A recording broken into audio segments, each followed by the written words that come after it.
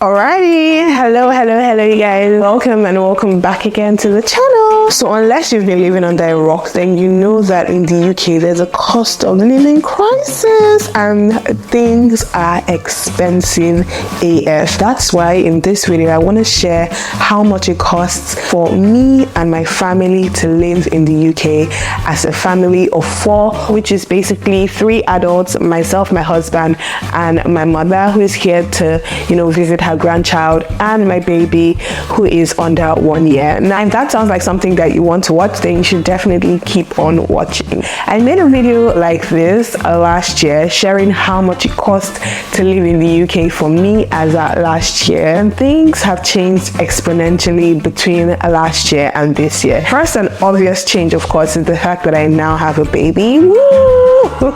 And of course, I just grown a bit more and I'm feeling a bit more comfortable in this country, and yeah, things are just slightly different, and so obviously that has reflected in my costs and how much it costs to run myself and my family in the UK basically. Also the fact that there's like a cost of living crisis in a minute, so things are really expensive in this country, like super expensive. You'd be shocked. Now let me just do a few disclaimers, because I know that some people might just come and start chatting in the comments, and I don't want to hear it. So first disclaimer, this is not the cost of living in the UK as a whole, because the UK, as you know, comprises of 4 countries: England, Scotland, Wales, and Northern Ireland. I'm talking about the cost of living in East England, but I'm using the UK as a whole for SEO purposes. Okay. Even in England, cost of living down south is very variable compared to the cost of living up north or even in the Midlands. Okay. That's my Kim Kardashian voice. Okay. Anyways, now that the disclaimers are out of the way, I've got my phone here because I've written everything that I want to talk about on my notes. So I'm going to start with the first obvious thing, which is rent. If you guys haven't seen my video, I made a video talking about my house hunting experience. It's going to be linked up in the cards for you. I also made a video showing you guys my apartment after it was furnished, and I'm going to link it up in the cards for you, just in case you want to have like a better idea of what my space looks like. But I currently pay £1,200 a month. My husband and I pay £1,200 a month for a 2-bed apartment in the east of England. I used to live in London before, just because we were moving to a slightly bigger space and we wanted to maximize how much we could get for that slightly bigger space. We decided to move further out, so now I live on the outskirts of London, and the reason why I'm still living close to London is because my job is in East London and my husband's job is in Central London, and we need to be able to commute from our place to work without much stress, because you guys know that once the commute is too long, it really demoralizes you. So we just decided to live in the peri-London areas. So rent is going to be very variable depending on where you're living. So if you're living like in London proper, and that's the reason we moved out, because if we're living in like zone 2 to zone 4 in London proper, we would have been spending about £2,500 to £3,000 a month for this 2-bed apartment, and we're currently spending £1,200 because we live in zone 9, which is the outskirts of London. Another important thing to consider is if you're living in like the Midlands, like I have a friend who lives in Birmingham and he spends about £850 a month on a 2-bed house, and I have someone who lives in the north, like up north, and she spends £500 a month for a 3-bed house. So at the end of the day, where you live, where you choose to live, largely affects how much your rent bill is going to be. It's not a flat rate for everybody, and it really does depend on where you're living. If you're living anywhere that is within 1 to 2 hours to London, then just know that your cost of living is going to be very high, comparatively high compared to if you're comparing it to people in the Midlands. But if you're living in London proper, then your cost of living is going to be much higher. Next big bill that we have is council tax, and council tax is basically the tax that you pay to the council in order to, one, keep the environment clean, to keep the parks nice and tidy, to come collect your waste. It's like just a council tax basically to fix the potholes in the roads, you know, stuff like that. The council tax really depends on the property. How much you pay for your council tax depends on the property that you're living in. Council tax is graded in terms of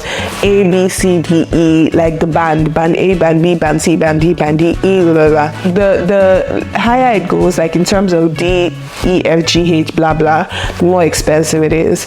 We currently live in a place that we have to pay council tax band D, and our band D council tax is equal to about £196 a month. I know that I have people who pay about £150 a month in council tax, so it really depends on the value of the property that you're staying at, but we pay £196 a month. There are people who can get like a single person discount. If you're the only occupant in the house, you can apply for a single person discount, and I believe that you get 25% off your council tax. Or, you know, there's some waivers that you can apply for if you are like, if you have access to public funds and you don't eventually have to pay council tax. But as a flat rule, if you're an immigrant and obviously you're on a visa, you don't have any recourse to public funds, then you most probably have to pay this council tax. It's compulsory basically, especially if you're not living in a place that is like fully furnished, all bills included. Do you understand what I mean? Our next big bill is gas and electric, and our house is gas, central heating and electricity, so we have two power bills basically. During the winter months, the government did something really nice where they gave each household by default £62, about £62 a month every month to help with the cost of living, because the cost of heating was just off the roof. The cost of making yourself feel warm during the winter was just off the roof. So the government by default gave every household £400 for the winter, and that really did help a lot because it really helped us manage our, you know, electricity bill. So all we really had to think about paying for was gas, and we use our gas for heating, for cooking and for getting hot water. We spent an average of about £250 a month during the winter months on gas. Like I mentioned, we didn't have to pay for electric because we were getting that money from the government, which was helping with electric, and our electricity is basically just for the sockets really. Now that we're moving into the warmer months, I'm finding that we're spending about £150 a month on gas and about £70 a month on electric. So I'm gonna say that we're still spending about £250 a month of power in general, which includes gas and electric. Again,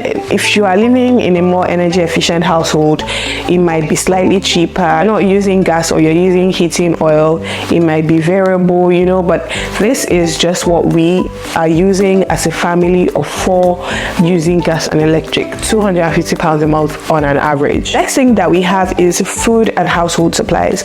Now when I say household supplies, I'm talking things like sanitary pads, deodorant, washing pods, dishwasher soap, you know, stuff like that, diapers, baby wipes, you know, that's what comprises of household supplies.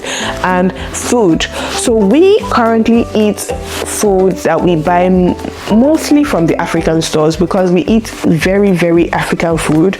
If you come to my house, I swear you will remember that you're not in the UK because we eat very, very ethnic foods, and that obviously translates to it being slightly expensive, because if you were eating regular British food that is readily available, that is not imported, it tends to be significantly cheaper. But the fact that our food is imported makes it significantly more expensive. For example, plantain, 3 fingers of plantain is about £2. We also don't eat meat and fish from the superstores. So we don't eat meat and fish from like Tesco's or Asda. We don't typically buy meat and fish from there, and that's because I don't really like the way it tastes. I think it tastes significantly different to how meat and fish taste back home. So we tend to buy meat and fish from the halal stores or from the African stores, and it's a bit more expensive, to be honest.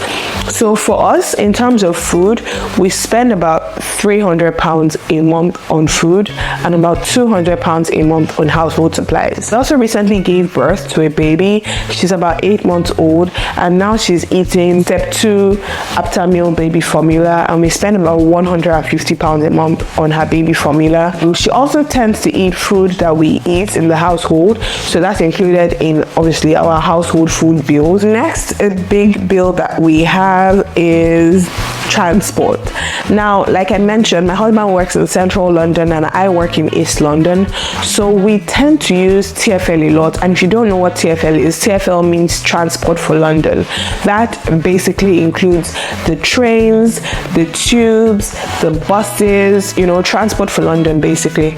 And because my husband his job is a little bit further, he spends about £300 a month going to work, and I spend about £150 a month going to work because I'm in the east of London. So it's not just work, it's work and any other random place that we decide to pop into during the month. We spend about £450 a month on transportation for TfL. Now, we also tend to use Ubers every once in a while, and that's because sometimes we prioritize convenience. So if we're going to church, for example, we don't want to be using public transport to go to church. It's just really inconvenient, especially because I mentioned that we are now on the outskirts of London, so transportation is not as fantastic as it is in London, to be honest. So we tend to use Ubers, and in a month I'm going to say that we spend about £100 on Uber. Some months we don't spend any money on Uber, other months we spend significantly more. So I'm just going to give it a flat rate of £100 a month, because if we're going to the airport, from my house to the airport is about £85 one way, so 2 ways is £170 a month. And some months we go to the airport, other months we don't. Some months all we do is church, and from my house to church is about £7 one way, so 2 ways is £14. You understand what I mean? At the end of the day, when you balance it out, you realize that we spend about £100 a month on Ubers. So yeah, you guys know that we don't have a car. That means our transportation cost is about £550 a month for the family, which, to be honest, is quite expensive. But comparing it to if we had a car, I think using public transport is still cheaper than if you had a car, but obviously it's not as convenient as having a car. But having a car can be significantly more expensive, to be honest, because we're still 2 people. If we have 2 cars, that means you're fueling 2 cars, you're paying MOT for 2 cars, you're paying insurance for 2 cars. You know, it's a bit more than if you're using public transport. Anyways, I digress. Next big thing that we have is gym. And I'm sorry, but I had to cancel the gym membership, but I'm still going to include it because I was charged for this month. I canceled it after I realized that I'm wasting my money, because I haven't been going to the gym, neither has my husband. We have been sitting on our asses and not going to the gym, and we have been paying subscription for the gym, which is just embarrassing. So I decided to cancel the subscription because we were making their pockets fatter and it wasn't working out. So we were spending about £30 a month on gym membership. So for the 2 of us, it was £60 for a gym. I know that there are cheaper gyms, but £30 per month gym was just the gym that was closest to us, and it wasn't even that close, if I'm being honest, because we have to walk like 12 minutes to the gym first of all, and then walk another 12 minutes back. So I've already done 25 minutes thereabouts of walking just because we want to go to the gym, and we'll still walk out in the gym. It just increased the barrier to entry by 1,000%. And I don't know, it would have been nice if the gym was literally just outside the door, so you just open the door and go to the gym. But yeah, that's why we were not really consistent with the gym, and I've decided to just do home workouts, if at all, and save my coin instead. Next up, we have internet. Now, my internet subscription is the cheapest internet subscription I know of, and I don't even know how I was able to do it, but I pay £14 a month on internet subscription, like broadband for the house. Wi-Fi for the house is £14 a month using Sky. I don't know the promo they had going on when we spoke, but baby, £18 a month, that's a steal. It's not the fastest internet, to be honest. It's really not, especially when I'm uploading videos to YouTube. Then I know that it's a bit slow because it takes quite a bit of time to upload. But if I'm watching Netflix or I'm watching YouTube or I'm, doing regular stuff, it streams pretty fast. But if I just have to upload things, that's when I know that there's a difference between fast and slow internet. But yeah, we pay £14 a month for internet subscription. Next up is my phone bill, and it's £20 a month for my phone. Now, I don't know why I'm paying £20 a month for my phone bill, because it's for 100 gig of internet and unlimited phone calls and unlimited texts. And to be honest, I don't call anyone, I don't text anyone, and I rarely use my mobile data, rarely, because I'm always at home where there's Wi-Fi, or I'm at work where there's Wi-Fi. So the only time I'm actually using my mobile data is when I'm in transit. If I'm commuting, that's the only time I ever use my mobile data. So I'm thinking of calling my phone company to cancel this, because I'm just dashing them money. And honestly, if I say let me just reduce the bundle that I'm having, it's still not going to be significantly cheaper, because my husband's bundle is significantly less than mine, but he pays £18 instead, and I pay about £20, and I have a much bigger bundle than he does. So yeah, last bill that we have on this list is miscellaneous. Now for miscellaneous, it includes things like BME membership, and BME stands for British Medical Association. It includes things like that. It includes things like my Amazon Prime subscription, Netflix subscription, Disney Plus subscription, Showmax subscription. We have a few subscriptions here and there, and all those subscriptions total to be about, all those subscriptions plus my memberships that I do total to be about £100 a month. Oh, we didn't add water bill. Yeah, how much is water? I think the water is £22 a month. That's how much you pay for water. So yeah, miscellaneous 27. Okay, so the miscellaneous is all those memberships, which is about £100, and then about £400 a month for buffers. So sometimes the tomatoes that you bought has finished, you might need to just go buy tomatoes from Tesco down the road, stuff like that.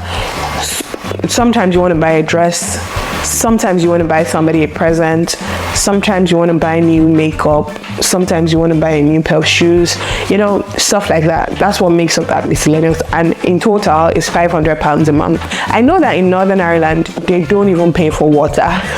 So it's quite funny to me how we have to pay for water in England, but we pay £27 a month for water as our water bill.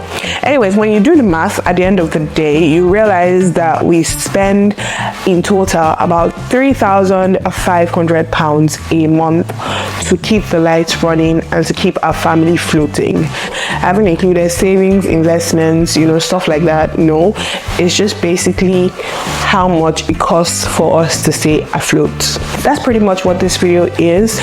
Is this a lot of money to spend on a family of 4? I'm not sure. Is it not a lot of money? You let me know. If you have any questions, please ask me down in the comment section. I'll be more than happy to answer them. If you have any thoughts that you want to share, again, please leave it down in the comment section. I'll be more than happy to answer them. And yeah, I really enjoy watching this type of video. That's why I'm making it, because if you like it, then you might as well put it out there. So yeah, thank you guys so much for watching. Please don't forget to like, share, subscribe, and all that good stuff, and I will see you guys in my next one. Bye guys.